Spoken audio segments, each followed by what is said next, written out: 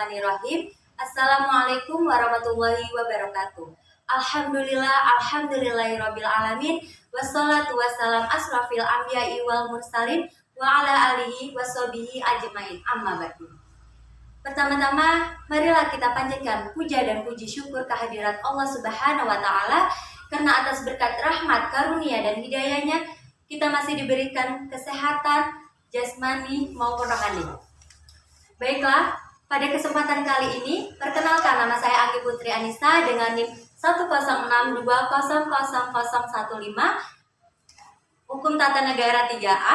Baiklah, pada kesempatan kali ini saya akan menyampaikan sedikit ceramah mengenai keteladanan Nabi Muhammad SAW. Hadirin yang dirahmati Allah Subhanahu wa taala, setiap datangnya bulan Rabiul Awal dalam bulan Hijriah, kita akan diingatkan dengan kelahiran Muhammad bin Abdullah di kota Mekah. Dialah yang kemudian menjadi utusan Allah untuk menyampaikan risalah agama Islam. Melalui beliau pula, Islam tersebar ke seluruh dunia dan menjadi agama yang rahmatan lillahi ta'ala.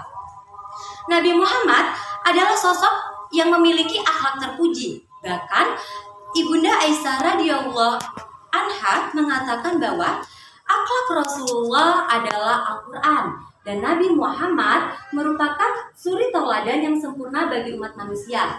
Masya Allah. Akhlak yang dicontohkan Rasulullah adalah pedoman perilaku dalam hubungan horizontal sesama umat manusia dan hubungan vertikal dengan Allah Subhanahu wa taala. Maksudnya, ada keseimbangan dalam pengalaman akhlak yang harus dipraktikkan antar manusia dan antar Allah Subhanahu wa taala. Hadirin yang dirahmati Allah, pujian Allah untuk Nabi Muhammad dapat kita temukan dalam kitab suci Al-Quran.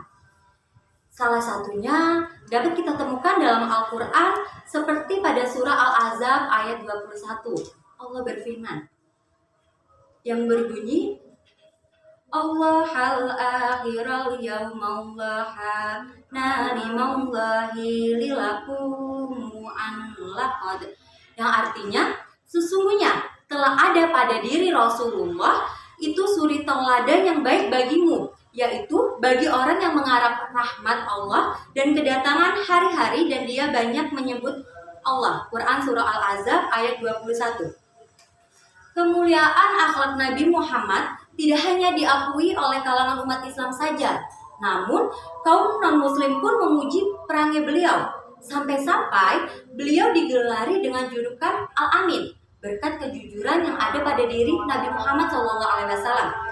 Hadirin yang dirahmati Allah, kedatangan Nabi Muhammad ke dunia untuk memperbaiki akhlak manusia. Dan dikatakan pula, Syekh Yusuf Qaradawi dalam buku Kaifa Nata'amal Ma'al Quran mengatakan bahwa salah satu tujuan syariat Islam yaitu mensucikan hati dan mensucikan akhlak manusia. Dalam sebuah hadis Rasulullah berkata, sesungguhnya aku Muhammad diutus hanyalah untuk menyempurnakan dan memperbaiki manusia. Hadis riwayat Al-Baihaqi. Pelajaran akhlak dari Nabi Muhammad ini menyebar ke Jazirah Arab dan diterima masyarakat. Penerimaan masyarakat terhadap kebenaran berkaitan pula dengan moral dan penuturan yang diberikan Nabi Muhammad. Oleh karena itulah, kebenaran yang didakwakan Nabi Muhammad mudah diterima seiring dengan kesempurnaan akhlak dan moral beliau. Hadirin yang berbahagia, akhlak atau moral inilah yang sangat diperlukan pada kehidupan selanjutnya di hari akhir. Seperti yang terjadi sekarang, kita tahu berbagai kemungkaran sosial lebih mudah ditemui melalui momen Maulid Nabi. Mari kita mengingat kembali mengenai penerapan akhlak mulia yang menjadi solusi nyata sebagai teladan dari Nabi Muhammad. Kita perlu mencontoh beliau dalam upayanya mengatur negara dan mengatur agama yang baik sembari menata masyarakat lebih bermoral dan beretika. Perilaku akhlak menjadi ketaatan dan bagaimana memperbaiki dan mengubah moralitas masyarakat sebagai bentuk revolusi moral. Akhlak yang dicontohkan Nabi Muhammad mesti ditempatkan sebagai tindakan nyata pada pergaulan global yang penuh tantangan. seperti aspek kejujuran, aspek kesalehan, dan keadilan bagi semua kalangan yang diajarkan beliau perlu ditanamkan pada setiap diri individu masing-masing. Nabi Muhammad juga mengingatkan kita untuk mengendalikan hawa nafsu. Mungkin kita bertanya, mengapa harus hawa nafsu? Ya, jawabannya berbagai kemungkaran diawali dari hawa nafsu yang selalu diperturutkan dan selalu kita inginkan. Oleh sebab itu, hawa nafsu harus dikekang dan dengan mengingatkan keinginan dan meningkatkan ketakwaan kita terhadap Nabi Muhammad dan terhadap Allah Subhanahu wa taala tentunya.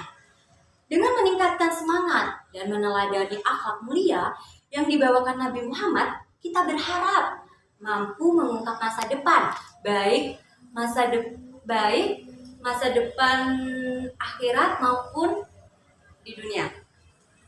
Baiklah, demikian ceramah singkat mengenai Maulid Nabi yang dapat saya sampaikan. Semoga Allah menjadikan kita untuk mudah meneladani akhlakul karimah yang diajarkan Rasulullah SAW. Amin Allahumma amin.